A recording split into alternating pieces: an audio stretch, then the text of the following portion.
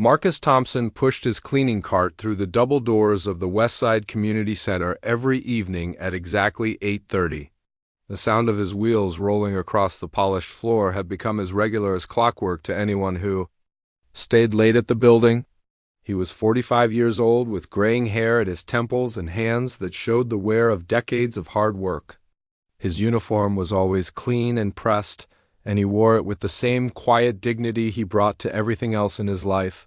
The karate classes usually ended by 8:15, which gave Marcus time to organize his supplies before starting. His cleaning routine. He had been working this job for 3 years now, and he knew every corner of the building like the back of his hand. The community center housed many different activities during the day, but Marcus had grown particularly familiar with the large room that served as the main dojo for the martial arts program. Each night as he entered the training area, Marcus could still feel the energy that lingered in the air. The wooden floors bore the scuff marks of countless hours of training, and the mirrors reflected the overhead lights in a way that made the empty room seem almost alive. He would begin by collecting any forgotten water bottles or towels that students had left behind, then move on to wiping down the mirrors and sweeping the mats. Marcus had always been a quiet man who preferred to do his work without drawing attention to himself. He moved through his tasks with a methodical precision that came from years of practice. When he mopped the floors, each stroke was deliberate and thorough. When he cleaned the mirrors, he made sure every spot was removed. This attention to detail was something that had been ingrained in him since childhood, though few people at the community center knew anything about his background. The karate students who occasionally saw Marcus working were mostly polite but distant. To them, he was simply the janitor who kept their training space clean. Some would nod hello when they passed him in the hallway, while others barely seemed to notice his presence at all. Marcus didn't mind this treatment because he understood that people often saw only what was on the surface. He had learned long ago that a person's worth couldn't be measured by their job title or the clothes they wore. Among all the students who trained at the community center, Jake Morrison stood out for all the wrong reasons. At 28 years old, Jake had recently earned his second-degree black belt and carried himself like he owned the place. He was tall and athletic with the kind of confidence that bordered on arrogance. Jake had been training for 8 years and believed that his rank gave him authority over everyone else in the building, including the staff. Jake was the type of person who needed to be the center of attention wherever he went. During classes, he would often demonstrate techniques without being asked and would correct newer students even when the instructor was present. His voice was loud and his opinions were strong, and he seemed to believe that everyone around him was interested in what he had to say. The other students had mixed feelings about Jake, with some admiring his skill while others found his attitude off-putting. What bothered Marcus most about Jake wasn't his arrogance, but the way he treated people he considered beneath him. Jake had a habit of making comments about the cleaning staff, questioning why certain people were allowed to hang around the dojo after hours. He seemed to view Marcus's presence during training as an intrusion. Even though Marcus always stayed in the background and never interfered with any of the activities, Marcus had noticed Jake watching him work on several occasions, and there was always something uncomfortable about the young man's stare. It wasn't curiosity or friendliness, but rather a kind of calculating look that suggested Jake was sizing him up for some unknown purpose. Marcus had dealt with people like Jake before in various jobs throughout his life, and he recognized the signs of someone who enjoyed making others feel small. The other students at the dojo came from all walks of life and represented a wide range of ages and skill levels. There were teenagers who trained after school, working adults who came in the evenings, and even a few senior citizens who practiced Tai Chi in the mornings. Most of them treated Marcus with basic courtesy, and a few had even struck up brief conversations with him over the years. These interactions were always pleasant, and Marcus appreciated the kindness that most people showed him. Master Chun, who owned and operated the martial arts program, was a 70-year-old man who had immigrated from Taiwan decades earlier. He was respected by all of his students for his knowledge and wisdom, but he was also getting older and didn't spend as much time at the community center as he used to. When Master Ching was present, the atmosphere in the dojo was always more respectful and focused. Jake seemed to tone down his behavior when the old master was around, which told Marcus everything he needed to know about Jake's true character. On the Friday evening when everything changed, Marcus arrived at his usual time to find that the advanced class had run a few minutes longer than normal. A group of black belts were still on the mats, discussing their plans for weekend training sessions. Jake was at the center of the group, gesturing dramatically as he described some technique he wanted to work on. His voice carried across the room, and Marcus could hear every word as he began setting up his cleaning supplies. Marcus had learned to tune out most conversations while he worked, but something about the tone of this discussion made him pay attention. Jake was talking about sparring matches and how he wanted to test himself against different opponents. There was an aggressive edge to his words that suggested he was looking for more than just friendly competition.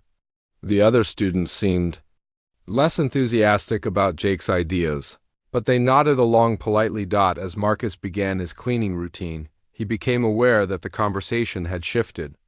Jake and his friends were no longer discussing their own training plans, but were instead making comments about the people around them. Marcus heard his name mentioned once or twice, always in the context of jokes about the cleaning staff. He continued working steadily, showing no outward reaction to what he was hearing, but inside he felt the familiar weight of being judged by people who knew nothing about him. The stage was being set for a confrontation that would change everything. Though at the time, Marcus was simply focused on doing his job well. He had no way of knowing that Jake's arrogance was about to collide with forces beyond his understanding, or that the next few minutes would reveal truths that had been hidden for years.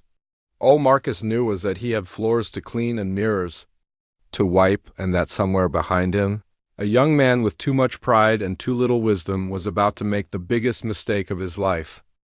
Jake Morrison was not the type of person who liked being ignored, and as he watched Marcus quietly going about his cleaning work, an idea began forming in his mind. The other black belts were starting to pack up their gear and head home, but Jake wasn't ready for the evening to end. He thrived on attention and drama, and the sight of the janitor methodically mopping the mats gave him what he thought was the perfect opportunity for some entertainment. Marcus had moved to the far corner of the dojo and was working his way across the training area with steady, measured strokes of his mop. His focus was completely on his task, and he seemed unaware that Jake was watching him with growing interest. The older man moved with a quiet efficiency that came from years of practice, never wasting motion or energy as he cleaned each section of the floor. Jake nudged one of his training partners and pointed toward Marcus with his chin. "Look at him," Jake said loudly enough for several people to hear. "He's here every night watching us train. Bet he thinks he's learning something." The comment drew a few uncomfortable chuckles from the group, but most of the students seemed more interested in gathering their belongings than in whatever Jake was planning. Marcus continued, cleaning without any visible reaction to Jake's words. But his shoulders tensed slightly as he became aware that he was being discussed. He had dealt with this kind of behavior before in other jobs, and he knew that the best response was usually to ignore it completely. He moved to the next section of mats and kept working, hoping that Jake would lose interest and leave him alone. But Jake was just getting started. He untied his black belt from around his waist and held it up for everyone to see, making sure Marcus could observe his actions from across the room. 8 years it took me to earn this, Jake announced, his voice carrying the kind of false pride that made some of the other students uncomfortable. 8 years of blood, sweat, and dedication. Not something you just pick up by watching from the sidelines. Several of the senior students began making excuses to leave, sensing that Jake was building up to something they didn't want to be part of. They gathered their gear quickly and headed for the door, leaving behind only Jake's closest friends and a few newer students who weren't sure what was happening.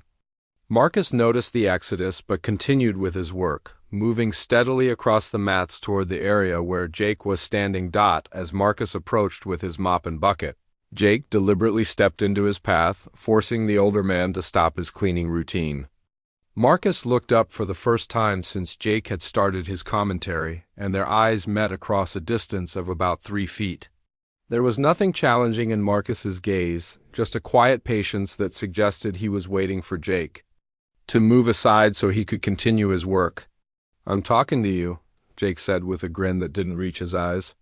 "Don't you think it's rude to ignore someone when they're trying to have a conversation?" He crossed his arms over his chest and planted his feet firmly, making it clear that he had no intention of getting out of Marcus's way anytime soon. Marcus set his mop in the bucket and straightened up slowly. At 45, he was 17, years older than Jake, and the physical differences between them were obvious to everyone watching. Jake was tall and muscular with the kind of athletic build that came from years of intensive training. Marcus was smaller and leaner, with the weathered appearance of someone who had spent most of his life doing manual labor. "Just trying to finish my job, sir," Marcus said quietly, his voice carrying the respectful tone he used with everyone at the community center. He gestured toward his cleaning supplies and took a small step to the side, hoping to go around Jake and continue his work elsewhere in the dojo. Jake laughed and moved to block Marcus's path again, clearly enjoying the attention he was getting from the remaining students. "Sir, did you hear that, guys? At least he knows his place." The comment drew nervous laughter from a few of Jake's friends, but several of the older students looked distinctly uncomfortable with the direction things were heading. Marcus tried once more to step around Jake, but the younger man was determined to make a scene.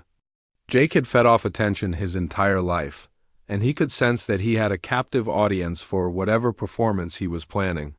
The remaining students were watching nervously, unsure whether they should intervene or simply leave before things got worse. "You know what I think?" Jake continued, warming to his theme. "I think you've been watching us train for so long that you actually believe you could do what we do. Am I right? Deep down, don't you wonder if you could handle yourself in a real fight?" He circled around Marcus slowly, like a predator sizing up its prey. Marcus shook his head and tried once again to continue with his cleaning, but Jake wasn't finished yet. "Come on, old man, be honest with me.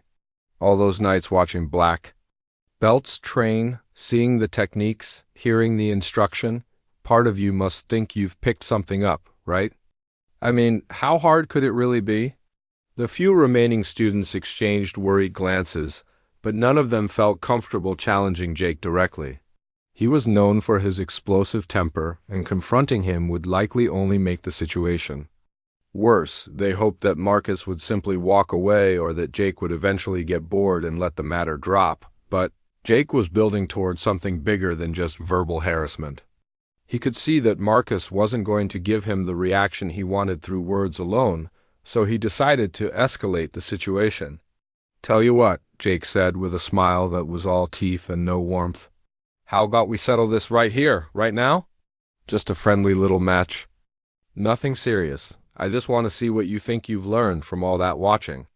Marcus looked directly at Jake for the first time since the conversation had started.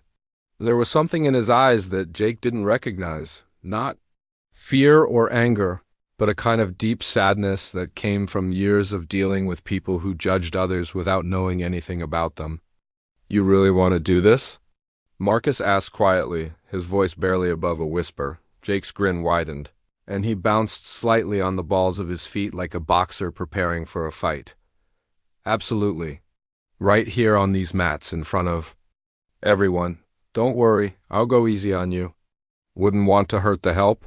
The comment was designed to humiliate Marcus in front of the witnesses, and Jake was clearly enjoying every moment of the confrontation he had created. What Jake didn't realize was that he had just made the biggest mistake of his life. What happened next would be remembered by everyone in that room for the rest of their lives. Marcus slowly reached into his back pocket and pulled out his work gloves, setting them carefully on top of his cleaning cart. As he did this simple action, something remarkable began to unfold. His hands, now bare for the first time that evening, revealed calluses and scars that told a very different story than his janitor uniform suggested. The few remaining students noticed the condition of Marcus's knuckles first. They were heavily conditioned with the kind of permanent damage that only came from decades of striking hard surfaces. These weren't the soft hands of someone who only pushed a mop and wiped down mirrors.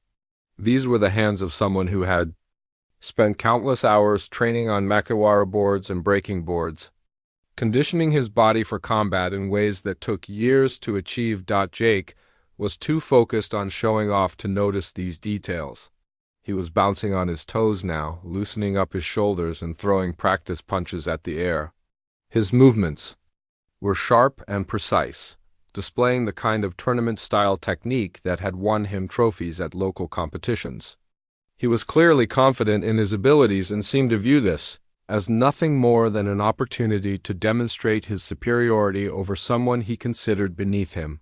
Marcus walked slowly toward the center of the training mat, and with each step, something extraordinary began to happen.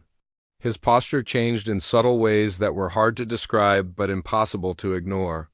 His shoulders settled into a different position, his spine straightened, and his feet began to move with a fluid grace that seemed to contradict everything about his humble appearance as a janitor. The transformation was so gradual that, at first, the watching students weren't sure what they were seeing. Marcus still looked like the same quiet man who cleaned their dojo every night, but there was something fundamentally different about the way he carried himself. It was as if he had been wearing an invisible costume for 3 years, and now he was finally allowing his true self to show through. Jake continued his warm-up routine, completely oblivious to what was happening just a few feet away from him.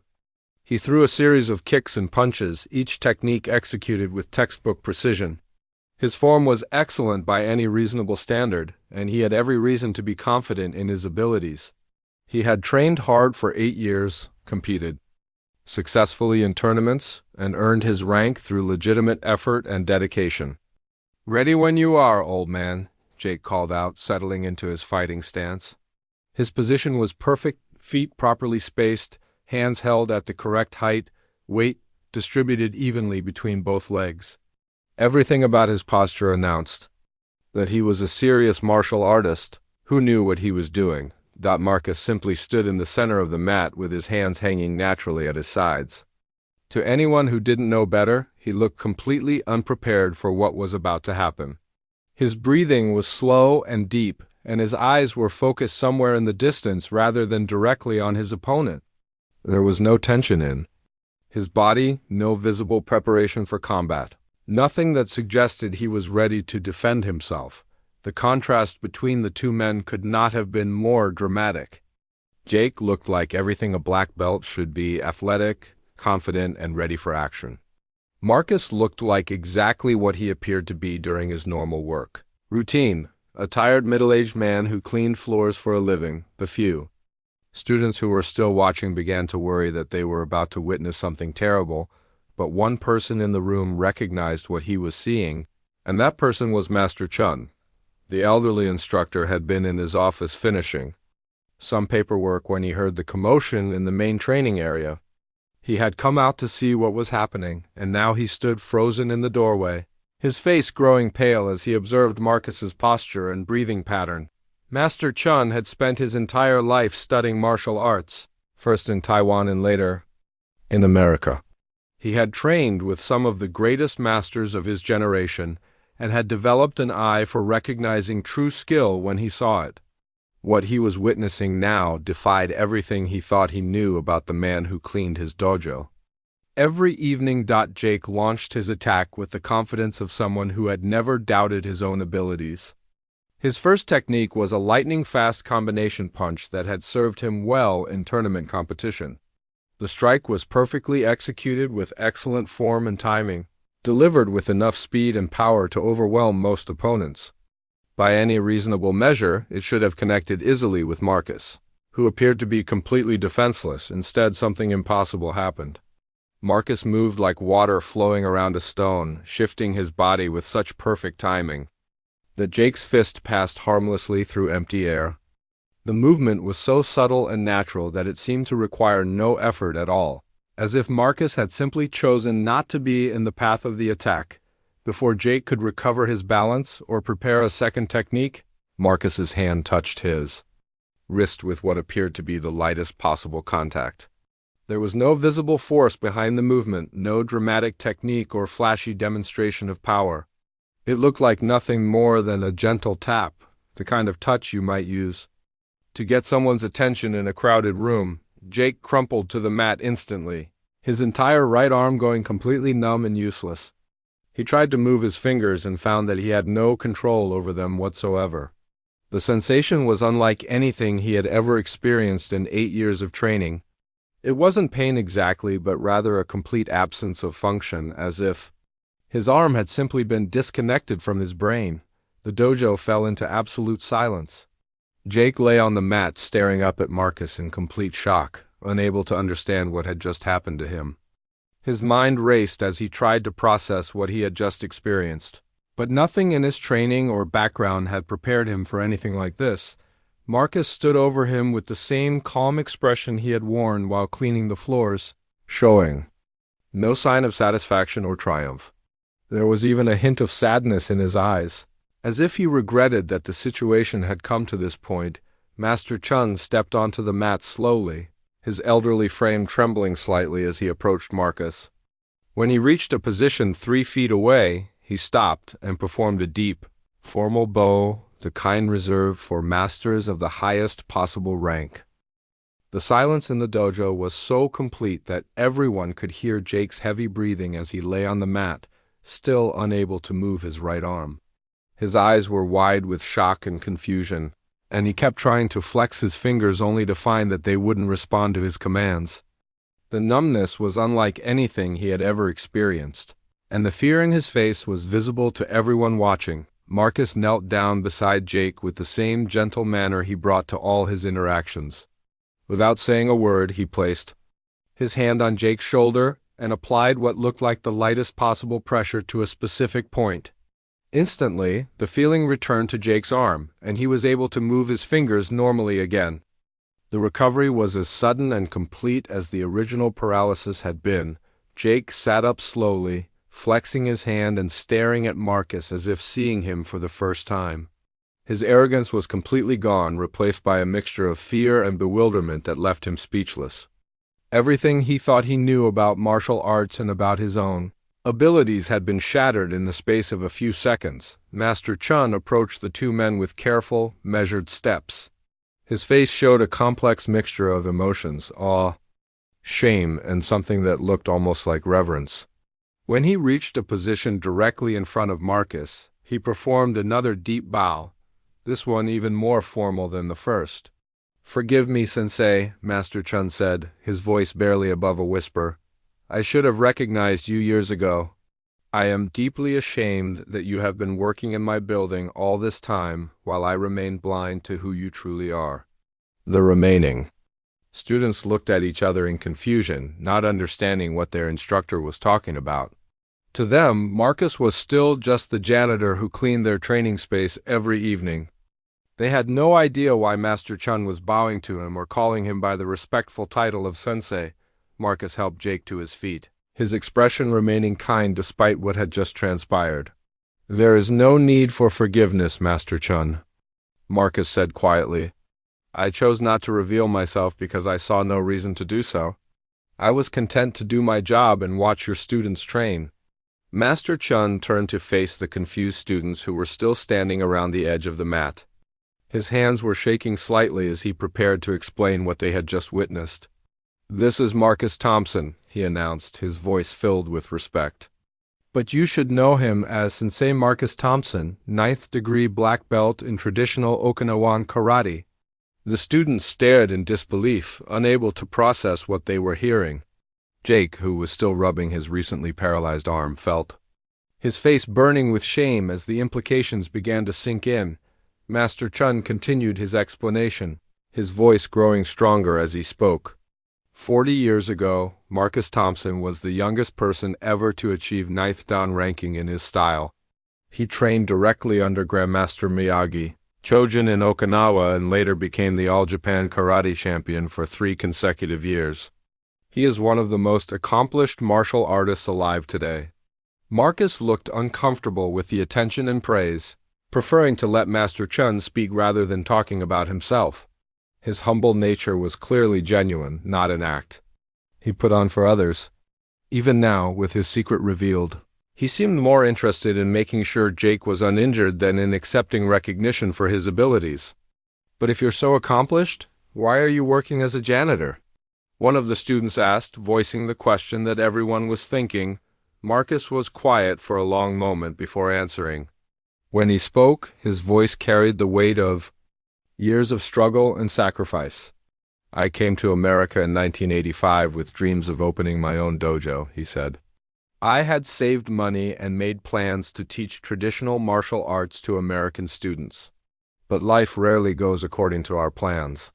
He paused and looked around the room at the faces of the young students, seeing in them the same hopes and dreams he had once carried. "My wife became very sick shortly after we arrived. The medical bills took everything we had saved, and then much more. I had to find work quickly to support my family and pay for her treatments." Jake listened to this explanation with growing horror as he realized the magnitude of his earlier behavior. He had mocked and challenged a man who had sacrificed his own dreams to care for his sick wife, a man whose achievements in martial arts far exceeded anything Jake could hope to accomplish in his lifetime.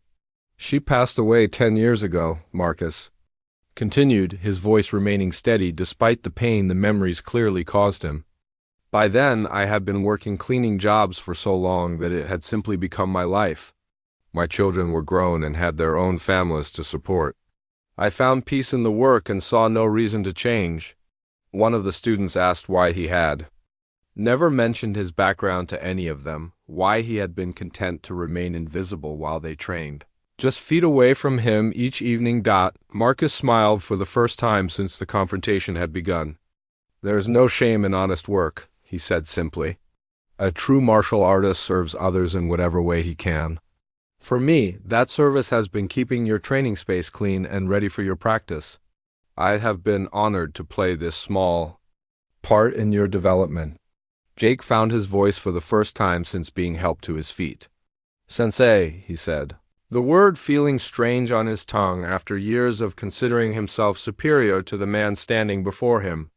"I am so sorry. I had no right to challenge you or to treat you with such disrespect." Marcus placed a gentle hand on Jake's shoulder. "You saw only what was on the surface," he said. "Many people make that mistake. The important thing is what you do with this knowledge now that you have it." The revelation had changed everything in the dojo, but Marcus seemed unchanged by it. He was still the same quiet, dignified man he had been before his secret was revealed. The only difference was that now everyone could see what had always been there beneath the surface, a master who had never stopped being a student, a teacher who had found wisdom in serving others, and a warrior who had learned that true strength comes not from defeating others but from lifting them up. News of what had happened in the Westside Community Center dojo spread through the local martial arts community faster than anyone could have imagined. Within 24 hours, phone calls were being made across 3 states as instructors shared the incredible story of Marcus Thompson, the legendary 9th Dan master who had been hiding in plain sight as a janitor.